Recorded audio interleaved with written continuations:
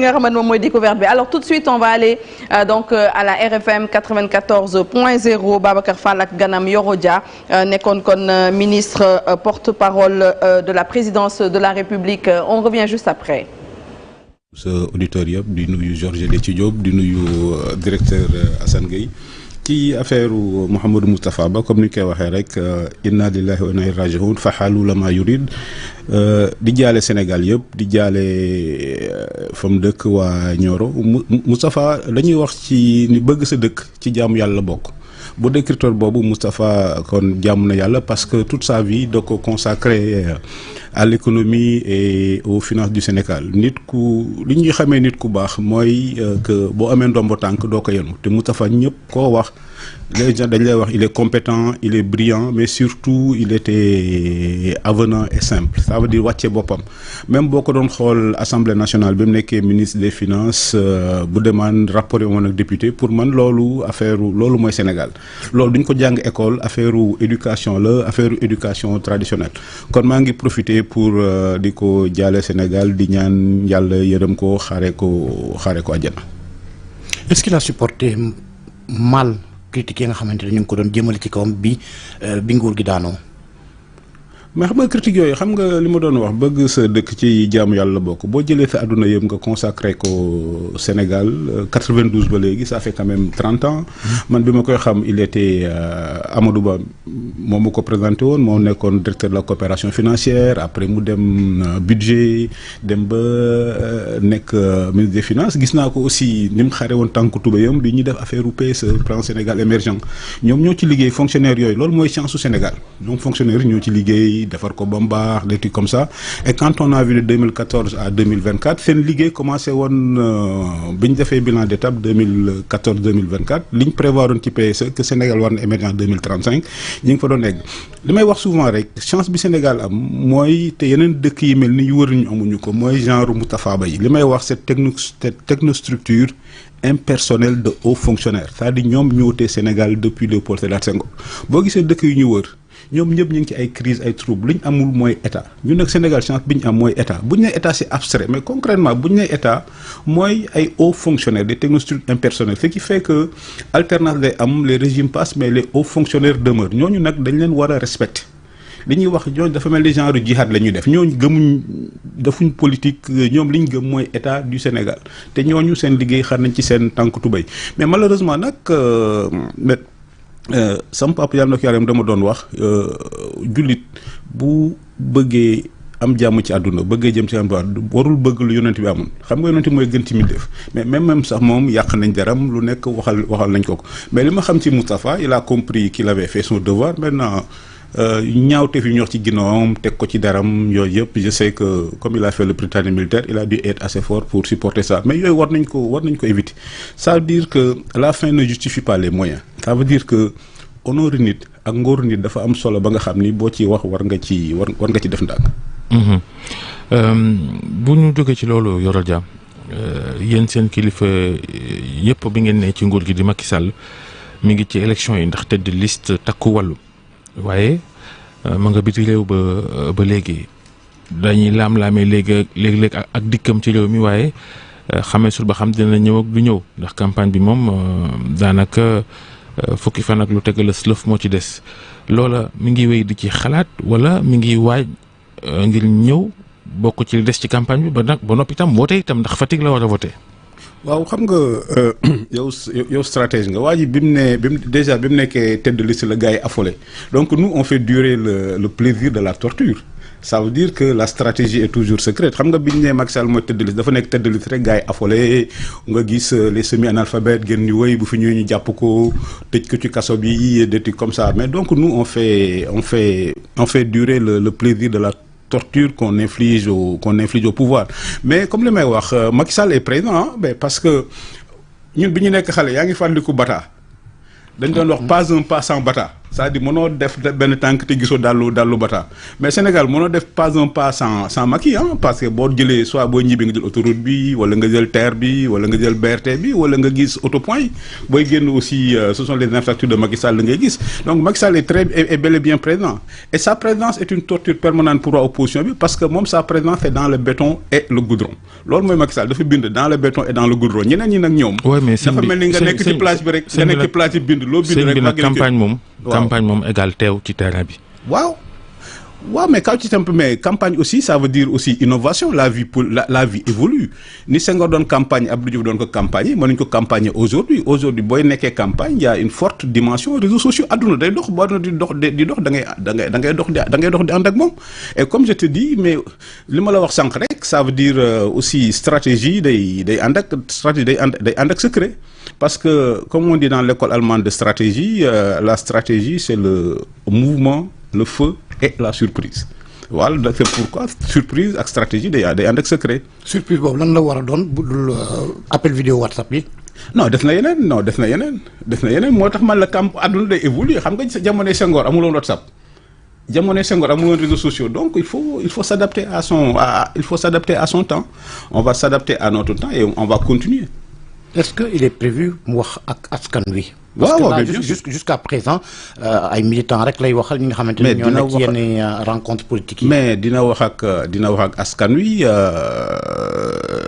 même démb prévoir nañ gi benn surprise mais bon li yàlla def faxalu la mayorit Moustapha wàññeeku moo tax ñu ajandi ko ba ci kanam mais dina wax ak sénégalais yi. Sous quelle forme? Non, mais avec une forme. Tu sais, nous sommes dans l'innovation permanente.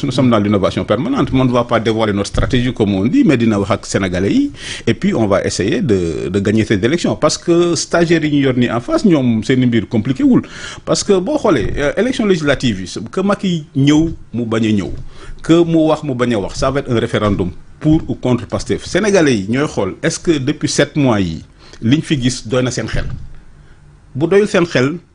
ñu dellu ginnaaw ñu réorienter Sénégal teg ko ci yoon mais man yaakaar ne ku nekk li gën a am na ñu ne 7 mois nag gàtt na lool ngir àtte leen. bay Babacar 100 jours sax gàttul xam nga lu tax Sénégal bu nekk da nga koy xool ci sa poste li gën a am solo Sénégal amul problème institution Sénégal amul problème mu justice Sénégal amul benn problème Sénégal problème économique la am mais ku ci nekk Sénégalais buy voté boo duggee ci urne bi rek xool ko ci sa économie xool ko ci sa poche. bi fi gars yi nekkee ba léegi est-ce que jëm nga kanam est-ce que situation économique poche yi bënnoon na ci jamono yu mag yi itam. waaw mais ñii dafa amul poche sax xam nga poche bi bënn sax léegi nga mais ñii dafa amul poche ils ont tué l'économie ces amateurs là ils ont tué l'économie boo xoolee nga naan 7 mois 100 jours sax mën nga ci régler problème boo xoolee président Roosevelt États-Unis bi muy door a ñëw dans la grande crise économique ñëw l'Amérique était à terre. 1929 mais c'est lui qui a réglé le problème avec un seul discours.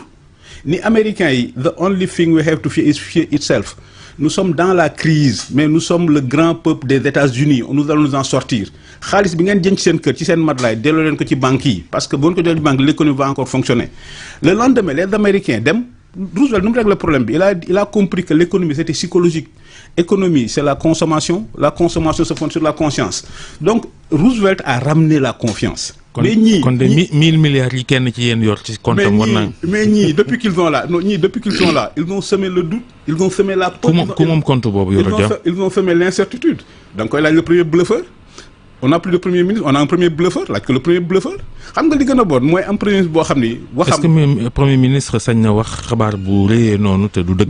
mais ci la dëkk mais ci la dëkk. Depuis bi mu nekk Ousmane Sonko ba léegi mais ci la dëkk c'est pourquoi j'ai dit on est passé de PM à PB c'est-à-dire PB mooy premier bluffeur c'est ça qui est grave am premier ministre boo xam ni ñëpp xam nañ ni waxam jarul dóor sa doom du lor rek la fi njëkk a wax di waxoon na fi avant ñuy am le premier baril là am na bateau yu ñëw guddi di manque pétrole bi te yóbbu te di ko yóbbu te pourtant bi ñu amee premier baril moom moo ko célébré et c'est ça le problème du pays. L'irresponsabilité illimitée du Premier ministre est devenue une menace pour l'économie et la sécurité nationale ça lu ko neex mu wax xoolal li mu fi wax lépp damay wax souvent pour Premier ministre. ban général moo doon waaj a def coup d'état nee na. Babacar am nay temps ay journalistes français ñëw fi avant la veille de la présidentielle Sénégal coup d'état et je leur ai dit l'état du Sénégal du jël disposition pour empêcher coup d'état ni rien du tout mais c'est dans la tête des officiers. Babacar, Léopold Sédar Senghor, comme je me dis souvent, le seul défaut de Senghor c'est qu'il est sérère. Moom moo wax, Abdou Diouf le rapporte dans ses mémoires, si vous voulez avoir une armée républicaine, recrutez vos officiers là où vous recrutez vos magistrats. En Égypte, on dit l'armée c'est pour les gens qui n'ont pas réussi au bac. Donc nos officiers là dañuy dem xam nga ci ñu ci bëri yéenay jàngandoo dañuy dem def bac plus 4. c'est après actuel CEMGA bi moom philosophie la jàngoon université. Oui, philosophie. Donc quand quelqu'un fait bac plus 4 ngeen jàngandoo après yow nga choisir dem ENAM man ma choisir dem CESTI moom mu choisir dem ENOA, c'est lui-même qui choisit d'aller dans l'armée, c'est son choix. Donc c'est dans leur tête que le coup d'état a été enlevé. Mais xoolal Mali, l'armée du Mali croit que l'armée doit être l'arbitre du jeu politique. Damay wax il faut ñu am. Le Premier ministre en disant ça, comme j'ai dit dans un tweet, en disant ça, le Premier ministre prouve, Ousmane Sonko lui-même, que c'est la première menace à la sécurité nationale. Ça veut dire qu'un Premier ministre qui se met en public, oui, c'est un rapport de l'armée, mais dans tous les pays, il y a ce qu'on appelle le secret défense. Cette irresponsabilité illimitée de Ousmane Sonko, avec les fonctions qu'il occupe, c'est une menace à la sécurité nationale. Aujourd'hui, c'est Ousmane Sonko lui-même qui est la première menace à la sécurité nationale du pays. Dans quel pays vous avez entendu un Premier ministre dire que oui, il y a un rapport de l'armée, c'est pourquoi on a enlevé tel général? Le Premier ministre est une arme de décision massive contre notre... Mais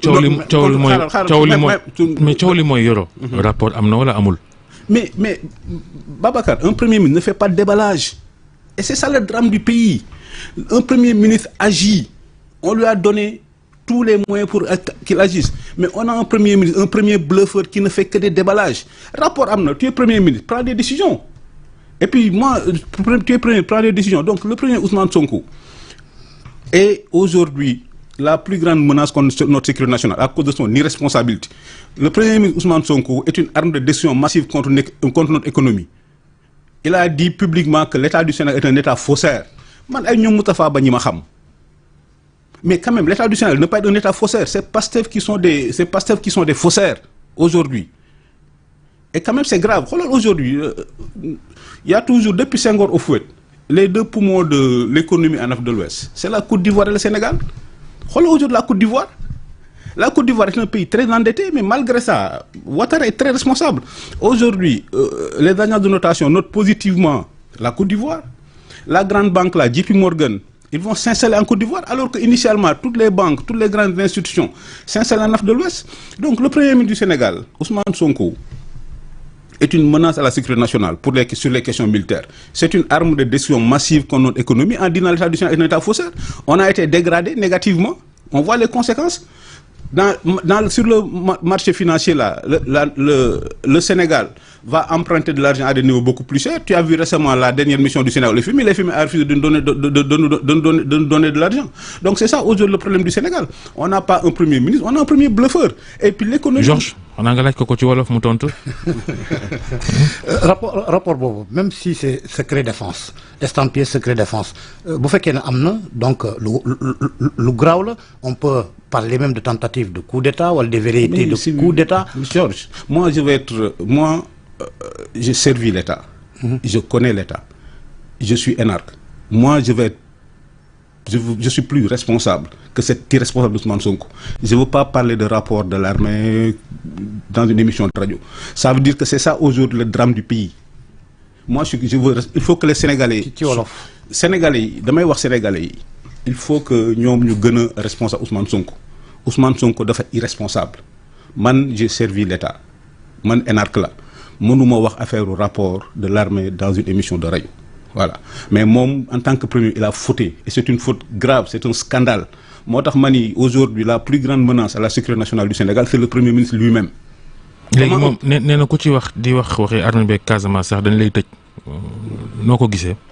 comme disent les Grecs, long est le chemin des préceptes, court est le chemin de l'exemple. Il doit donner l'exemple. Mais manul tere nit ñi wax ci Casamance, manul tere wax nit ñi wax ci affaire. Mais il faut parler des choses avec responsabilité. Quand on est Premier ministre, on est... C'est-à-dire que yéen ak Ousmane Sonko wutewulen Macky tam daan japp di tëjee ñoom it bokk nañ ci ñu daan tëj sax. ñu falu ñoom ne dañuy tëjee. est-ce que mais finalement yéen politiciens yi yéen a ñuy wëndeel quoi. déedéet nous on a fait face à une insurrection et on est très fiers de ce qu'on a fait parce que si on n'avait pas pris notre responsabilité historique, l'État du Sénégal ferait tomber. Et si l'État du Sénégal ferait tomber, ce que bu ñu jël woon suñu responsabilité ñun li ñu def yëpp ci depuis 2021 ba léegi on l'assume et on en est très fiers parce que bu ñu ko deful woon État du Sénégal day daanu. Sénégal rek moo nekk dëkku Afrique mën a yëkkati loxoom ni bañ amee indépendance ba léegi suñu dëkk mosul am coup d'état mosul am révolution nguur gi mosul daanu élection mooy tax nga gagné dem ci législative dem au pouvoir li ñu def bu ñu ko deful woon tey jii dañuy mel ni Mali dañuy mel ni Burkina Faso dañuy mel ni yeneen dëkk yi nga xam ni nguur gi day daanu Sénégal exception loolu bu ñu nee exception sénégalaise c'est notre bien le plus précieux le fait que ñu am fierté ce que j'appelle le patriotisme institutionnel wan yeneen dëkk yi que nous sommes différents Mali ñaata coup d'état moo fa am Burkina ñaata coup d'état moo fa am Mali gis nga am nay temps pendant 3 semaines manifestation nguur gi daanu donc ñun li ñu def c'était du maintien de l'ordre j'en profite aussi pour wax que il faut que ñun les hommes politiques là qu'on trouve des consensus le maintien de l'ordre n'a pas de couleur politique donc tout ce qui est gendarmerie tout ce qui est haute administration dañ leen génne ci politique bi maintenant ñun politique yi nag nañ ñafe mais li nga xam ne Sénégal c'est notre bien le plus précieux. non loolu yore mënoo ko wax parce que yàgg nañoo gis ni lu ci mel ni police. waaw dañ leen daan jiiñ ni politiciens yi falu ci nguur ñoo leen def loolu la ñuy def contre les opposants ak contre les voix critiques. waaw mais loolu mënoo ko dindi. non. en tant que ko am xam-xam ci science politique. ma m'expliquer la quand je dis le maintien de l'ordre n'a pas de couleur politique. C'est la même gendarmerie qui a empêché l'insurrection de Ousmane Sonko de réussir. C'est la même gendarmerie aujourd'hui qui est au service d'Ousmane Sonko. C'est la même police qui a empêché à l'État de tomber. C'est la même police qui est aujourd'hui au service d'Ousmane Sonko. Et c'est ça l'État. C'est-à-dire les régimes passent, mais l'État demeure. Donc il faut qu'on trouve... c'est pourquoi j'en profite pour dire à Bougane, là, li muy wax sa plainte contre la gendarmerie, jaru ko. Le maintien de l'ordre n'a pas de couleur politique. La gendarmerie fait son travail la gendarmerie et la police ñoom ñoo sauvé Sénégal ci insurrection bi maintenant bi ñu falee Ousmane Sonko gis ngeen gendarmerie ak police ak armée ñoom ñëpp bi ñu falee Bassirou Diomaye Faye en fait tellement il est inexistant que dañu koy fàtte bi ñu falee Bassirou Diomaye Faye police gendarmerie ak armée ñoom ñëpp ils se mettent au garde à vous devant lui c'est ça un état ki Sénégalais yi décidé yaay bu ñu demee élection ñu ne Sénégalais kan ngeen bëgg mu jiite réew mi bu Sénégalais yi ni kii moo jiite réew mi toutes les forces de défense et de sécurité ils se mettent au garde à vous devant lui c'est ça un état et c'est ça que nous avons et que les autres n'ont pas donc à côté du consensus national sur la Casamance il faut aussi qu'on ait un autre consensus sur le rôle des forces de l'ordre parce que maintien ordre amul couleur politique képp ku ñu fal rek gaay topp sa ginnaaw bañ folli la nga évoqué ab insurrection jamono yi nga xamante ne mbir mi taroon fii ba ci biir réew mi loolu sax demoon ba daanaka ñu niilal ko jaarale ko ci ab loi d'amnistie bi nga xamante ne ils ont promis d'abroger la loi loolu lan la mën a jur. mais comme li may wax Ousmane Sonko est devenu le premier bluffeur du pays il va rien abroger. mais bu ñu amee majorité à l'Assemblée nationale mais man bëgg naa ñu def ko parce que bu ñu ko defee moom mooy njëkk a dellu ci kaso bi et moi je pense que moom li ñuy wax là les morts là c'est lui le seul responsable. parce que moo fi dem Sweet Beauty génn ni way y a un complot du Sénégal tey ñëpp xam nañu complot amul ñëpp gis nañu complot amul mais bu amee majorité na supprimer la loi d'amnistie man dama doon yaakaar. parce que gaa moo dem mbëslu ji waaye yéen tamit da ngeen cee dugal seen loxo. waaye déedéet Babacar moom moo wax il y a un complot contre moi sortez mais Bougane ku fii homme politique bu ñu fi woo da nga dem wuy ji moom rek dañu fa mën a wuy jiw ma moom rek moo fi utiliser les populations comme bouclier humain. moom moo fi appelé à l'insurrection donc dañu supprimer la loi d'amnistie le seul responsable c'est lui le seul responsable sont lui parce que moom moo woote nit ñi ñu génn moom moo woote nit ñu génn li may wax c'est un bluffeur c'est le premier bluffeur c'est comme la loi sur l'homosexualité. bi mu waxee dañuy génne Macky Sall daggate ko comme Samuel Doe tiitoo leen woon na. Non, mais tu sais, comme j'ai toujours dit, le monsieur est d'une irresponsabilité limitée. Nous, à l'époque, on gérait l'État, et puis nous sommes en démocratie, mais puis on a pensé... léegi lu tax Macky mujjee dem di waxtaan ak ñoom ci kaso bi ba signé ñoom protocole bañ ni sax jox na leen koom-koom gu takku loola itam pour lan. Babacar journaliste des faits est-ce que gis nga protocole. oui journaliste yàgg nañoo am ay xibaar yu ñu mënta matérialiser. waaw déedéet yow journaliste nga woon. waaw kon du xibaar. la différence entre rumeur ak fait mooy nga am un élément matériel. waxtaan amul.